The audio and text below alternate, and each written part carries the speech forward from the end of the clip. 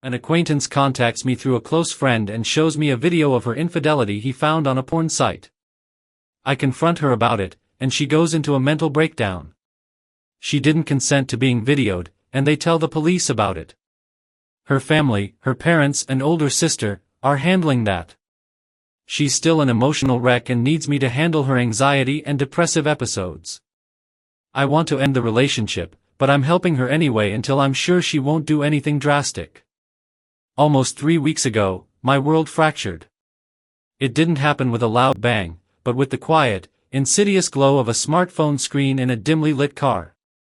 A good friend of mine, Alex, and an acquaintance, Mike, got hold of a video of my girlfriend, Jaime, fucking another man. The sequence of events leading to that moment felt surreal, like a poorly written horror film. Mike, a guy I barely knew from a shared hobby, had been browsing the darker corners of the internet, plumbing the depths of porn sites with niche themes. By a stroke of cosmic cruelty, he stumbled upon a video and recognized Jaime. The odds were astronomical, a 1 in a billion chance, yet it happened. He wasn't sure at first, he'd later explain, his voice laced with an uncomfortable mix of pity and excitement. But the mole on her shoulder blade, the one I'd traced with my finger 1,000 times, was unmistakable. He got into contact with Alex, my best friend since childhood, the brother I'd chosen. And then, together, they decided they had to tell me. The call from Alex was cryptic. "Mate, are you sitting down? We need to talk.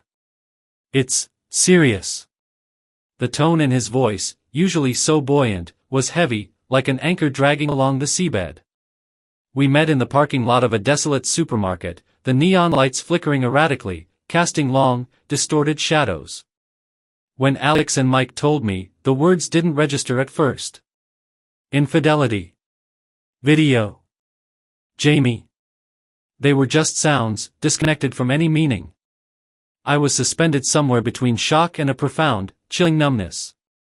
The world around me faded into a dull, gray hum. I couldn't really say anything until Mike, with hesitant, fumbling hands, showed me the video on his phone. The moment I saw the screen, the numbness shattered, and a wave of visceral nausea crashed over me. I lurched out of the car and proceeded to puke my guts out onto the cold, unforgiving asphalt.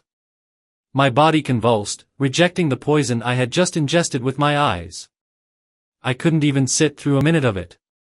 The clip was professionally edited, a cold, calculated piece of filth designed for maximum impact. It went straight into the action, her face, Jaime's face, clearly visible, her expression a grotesque parody of the intimacy we had shared. It was a violation on a level I couldn't comprehend. We drove Mike home in a silence so thick it felt suffocating. The air in the car was stale with unspoken words and the ghost of my vomit. Alex, bless his soul, had the good sense and unwavering loyalty to force me to spend the night at his place. He knew returning to the apartment I shared with Jaime, a space that was once our sanctuary, would be like walking into a minefield with no idea where the triggers were. We sat in his small, cluttered living room, sharing some beers mostly in silence. The condensation dripping down the bottles was the loudest sound for what felt like hours. Alex tried, gently, to make me open up, to articulate the hurricane of emotions tearing through me. "What do you feel?" he asked, his voice soft. But I was just numb. I didn't know what I felt. I told him so. It was like wading through deep, murky water, with no thought in my mind other than the immediate, physical sensation of putting one foot in front of the other. The emotional core of me had been hollowed out. Alex didn't force it anymore. He just sat with me, a silent, steady presence in the storm. I passed out on his couch some time later, falling into a dreamless, heavy sleep. When I woke up, the first rays of dawn were filtering through the blinds, and with them came a sliver of brutal clarity. Our relationship, the beautiful, intricate thing we had built over 5 years, was most likely over. I took public transport home. The journey was a blur of faces and urban landscapes, all of it feeling distant and unreal. I probably looked like death warmed over, brooding and pissed off, a storm cloud in human form. I caught my reflection in the grimy bus window and saw a stranger staring back, his eyes hollowed out, his jaw set in a grim line. I wonder what the other passengers thought when they saw me looking like shit while trying to emulate Batman, a dark knight nursing a wound no one could see. I got home and the key felt alien in my hand. The apartment, our home, felt like a foreign country. I caught her getting ready to go out, humming a tune I didn't recognize. She turned, a bright smile on her face that faltered when she saw mine. "Hey, where were you?" I was worried. "You didn't contact me." Her voice was light, casual, and it grated on my raw nerves. I didn't bother answering her questions. My own voice sounded rusty, broken. "We need to talk," I managed to say. We sat down facing each other at our kitchen table, the one we built from scratch on my grandfather's farm one sun-drenched summer. The memory of that time, the smell of sawdust, the easy laughter, the shared sense of accomplishment, flashed through my mind, and that random thought was the final crack that broke the dam. The carefully constructed walls of my composure crumbled. A torrent of grief, rage, and betrayal poured out. A lot of harsh words were said, accusations flew like shrapnel, and blame was laid thick and heavy. The details are a chaotic, painful mess, but essentially, I broke down completely. Hot, ragged tears streamed down my face as I choked out the question that had been burning in my soul: how the fuck could you ruin this? Everything we worked so hard for? She was utterly confused, her face a mask of bewilderment, demanding an explanation. So I dropped the bomb. I pushed my phone across the table, the video queued up. Her eyes widened in horror as she watched. The color drained from her face. Then came the tears, the frantic begging for forgiveness, but her words were just noise. I couldn't hear anything over the roaring in my ears. More crying, more cursing, a vortex of misery, until I finally uttered the words that sealed our fate: "We're over." That was it. And she just shut off. Her body slumped in the chair as if her strings had been cut. She closed her eyes, the tears still leaking from beneath her lids, but she said nothing more.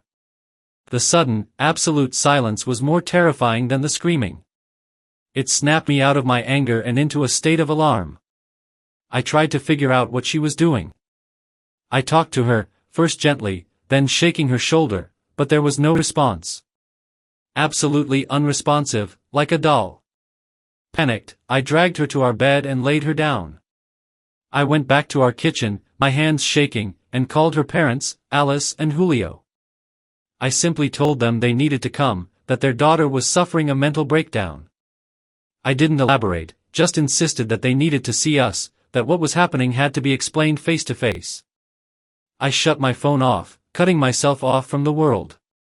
I sat back down at the kitchen table and stared at the wood grain, trying to process the absolute train wreck my life had become in the span of a few hours. Her parents, Alice and Julio, rushed to our apartment, their faces etched with fear and confusion, demanding to know what the hell had happened. I couldn't bring myself to tell them about Jaime's infidelity, not like this.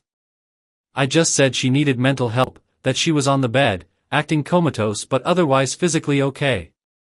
They tried everything to bring her out of it, calling her name, stroking her hair, but she remained locked away inside herself. Eventually, I knew I had to explain. I didn't want to do it without Jaime being able to defend herself, to give her side of the story, but I had no choice. I showed them the video. The heartbreak in their eyes was a mirror of my own. I told them we had an argument, that I hadn't hurt her physically, but that the stress of it all had probably caused her to break down. They made the decision to bring Jaime to her university's mental health clinic. I chose not to go with them. I couldn't. I needed to be alone. The next day, I got a call from her older sister, Jackie. Jaime had eventually woken up. She was stable and responsive. And in that state of fragile clarity, she told them that the video was not consensual. That revelation changed everything. Her family, galvanized by a new kind of fury, decided to report this to the cybercrime police. They didn't grill Jaime, her mental state was too delicate, but her parents were obviously ashamed and lost, clinging to the psychologist's recommendations: let Jaime rest, create a supportive environment, and wait until they were sure she wouldn't implode. She was sent home to her parents' house. Jackie, trying to be the calm mediator in this maelstrom, asked me the question I had been dreading: "Are you really going to end the relationship?" I responded honestly, "I'm not sure if there's anything left to salvage." 2 days later, Jaime's parents asked me to visit them for a talk. I agreed, feeling a sense of weary obligation, and drove out to their suburban home the next day. Jaime's parents and her older sister were present. We sat in their formal living room, a space filled with family photos that now seemed like relics from a happier, simpler time. They looked sad and exhausted, and I felt a deep, hollow echo of the same emotions. They told me Jaime would be the last topic of our talk. First, they wanted to talk about me. In a move that felt both archaic and intrusive, they insisted that my parents needed to be involved. I felt a surge of indignation. We were adults. My relationship with my own father was strained at best. But I was too tired to fight, too emotionally drained to argue. I was out of my depth, and some part of me, however small, recognized that they were right.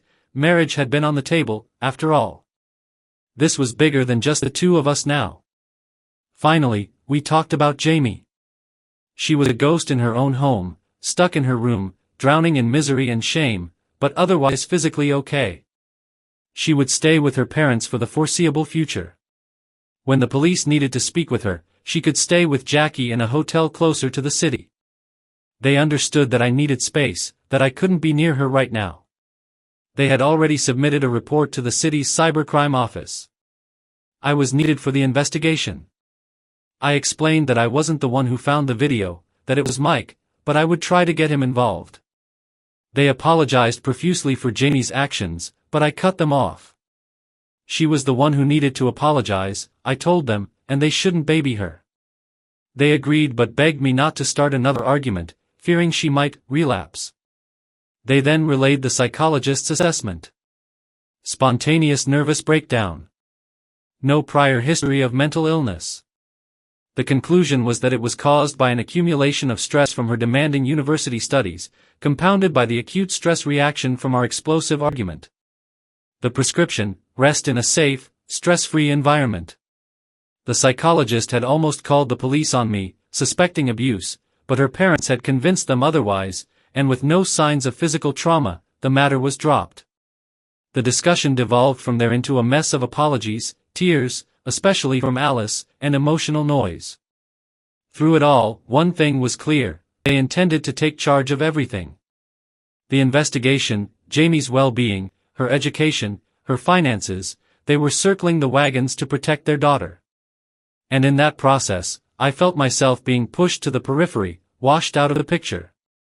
8 days passed in a haze. 8 days of silence. Then, my phone rang in the dead of night. It was Alice, her voice frantic, hysterical. "You have to come. Please. It's Jaime.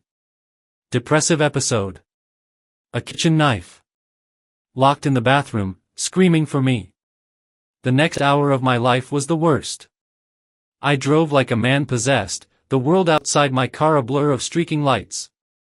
I'm pretty sure I almost died twice on the highway, and for a fleeting moment, I was glad my country wasn't developed enough for speed cameras. I found Alice and Jackie waiting for me outside the house, their faces pale with terror. They told me Jaime had mostly calmed down, that Julio was with her in her room. They begged me to go see her, and seeing the desperation in their eyes, I rushed inside. The sight of her broke me all over again. She was a fucking wreck. She looked like all the life had been drained out of her, her skin translucent, her eyes sunken and haunted. She hadn't slept in days. The moment she saw me, she started crying, a raw, wounded sound, and reached out her arms to me. In that instant, whatever anger, exhaustion, and anxiety I had been clinging to simply melted away. I went to her and embraced her.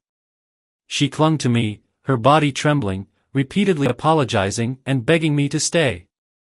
I just shushed her and held her tight until her sobs subsided and she finally fell into an exhausted sleep in my arms. I sat there for a long time, holding her, and took a moment to truly think about what was happening. I felt genuinely heartbroken seeing her like this. This wasn't the future I had imagined for us. Not this Christmas, not ever. I was losing my best friend, the woman I thought would be my partner for life. This was the person who had pulled me through my own bout of depression when my own family had dismissed it as a phase.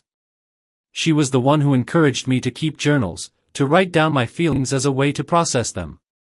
The irony was crushing. She was the reason I was now able to articulate the details of her affair and the profound way it had affected me. She's not an evil person. She's a beautiful, patient, and, for the most part, a wonderfully kind human being. As I sat there, memories flooded my mind, all the things we had been through, the small kindnesses, the grand gestures, the way we had supported each other. If I were to list all of it, it would be a novel in itself. I loved her. I was prepared to spend my life with her and face whatever challenges came our way. And she destroyed that. I woke up before her, stiff and sore, and went to the kitchen to make coffee. Jackie was there, her face weary. She explained that this was Jaime's third episode, and by far the worst. The four of us, Alice, Julio, Jackie, and I, sat down to talk while Jaime slept. The situation was dire.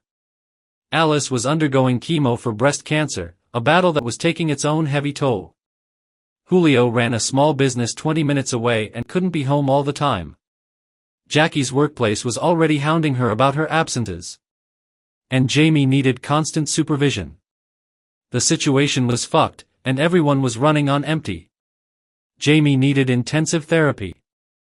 I tentatively suggested the possibility of a mental institution, a place where she could get 24/7 care, and the suggestion almost got my head torn off.